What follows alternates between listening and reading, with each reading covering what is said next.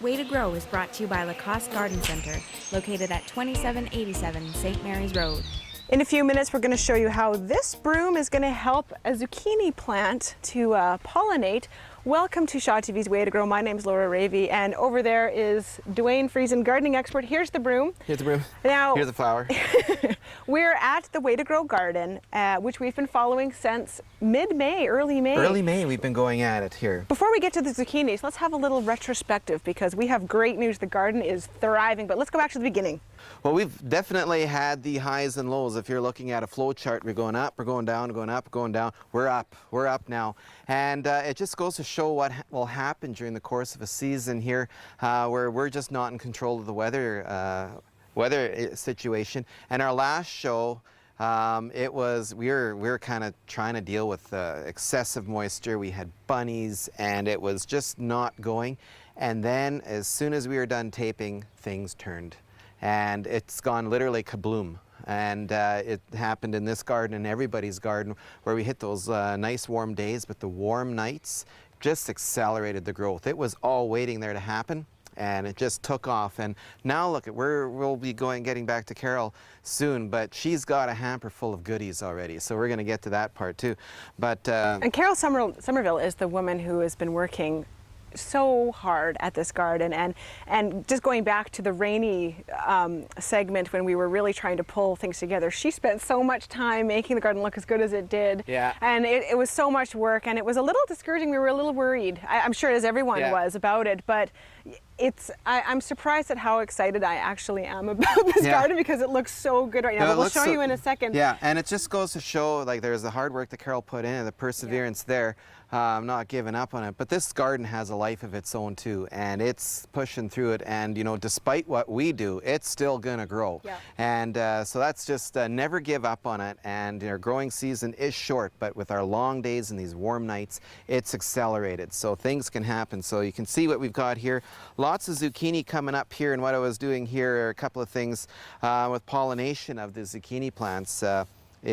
Sometimes the plants can be so hidden or there's so much other competition for the pollinator's attention, you may have to go in there and help it out a bit. Taking a male flower like this and going and touching onto the female flowers can encourage pollination, or even just a broom going in and disturbing the plant so that you get the pollen in the air, you can get some pollination on it.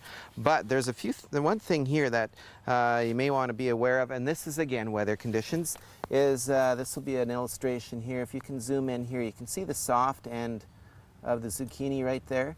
That's going to be a blossom end rot, and that'll be the same thing that can affect the tomatoes, where you get that flower end of the fruit starts to go soft, and that's a lack of calcium. That's going to be caused by the plants being stressed. That stress is coming from our weather. Okay. So we have lots of calcium in our soil, but it's not taking it up because of the stress, and that's going to be an issue that we'll probably be seeing on the tomatoes yet too. And uneven watering, where you go from really wet to really dry. So that's one of the issues here. Otherwise, things are going great.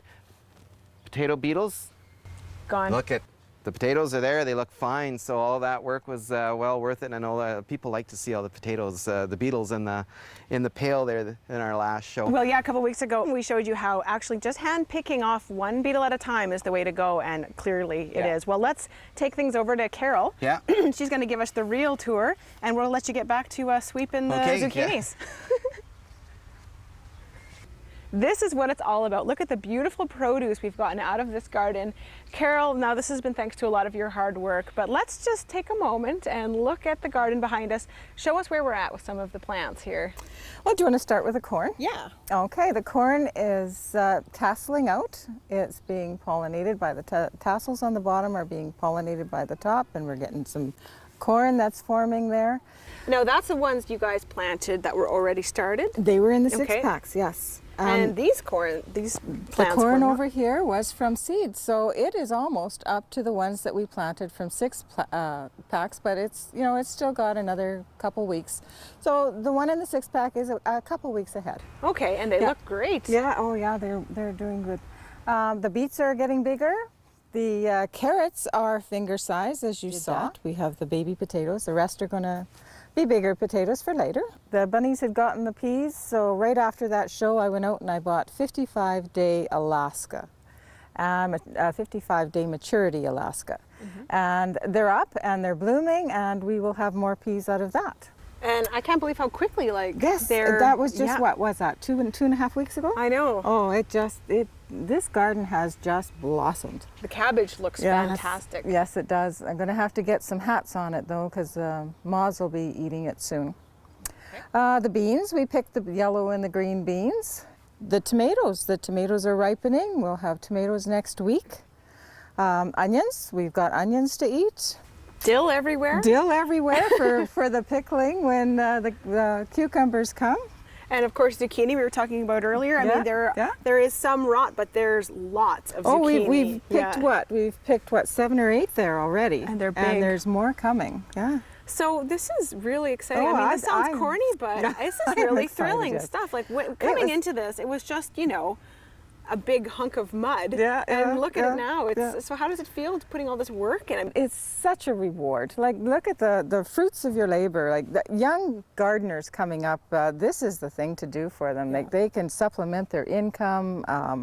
And don't get disheartened. Like you saw, it was such a downer the last show. We picked one radish, you know, but look what we've got now. It's a wonderful way to grow. And this isn't the last garden update. We will do another one in a couple of weeks, and it'll hopefully be just as successful, but you never know. Yeah. We want to end things on another thing we can learn here, and this is a garlic plant. So yes, it is. What are we telling people to do when they get to this stage? Cut them off. Okay. Because you want the energy to go down into the clove, the garlic cloves. So cut off the seed. This is a seed head. Okay. So you want to cut that off. I left 3 here to show you. And I've cut all the rest off. So now that the cloves underneath the ground will get bigger because we cut the seed heads off. Carol, one thing we've been talking about the whole course of this summer so far is the importance of keeping a gardening journal. Keep your journals up, because everything that happened in this garden can be put into that journal. And it's not only good for you to look back on it and find out what you did and what you didn't, what you like, what you don't like. It's good for your kids. If they're ever going to start gardening, they can use that garden. They can go back and say, oh, Mom did this or Mom did that. Grandma used to do this, so I can do that. You know, valuable information. It's very valuable information, because gardenings are coming back. This is the future right here. Okay, well, thank you so much, and thanks for all your hard work. And we're going to be having a meal out of this garden soon. Yes, yes. Isn't it exciting?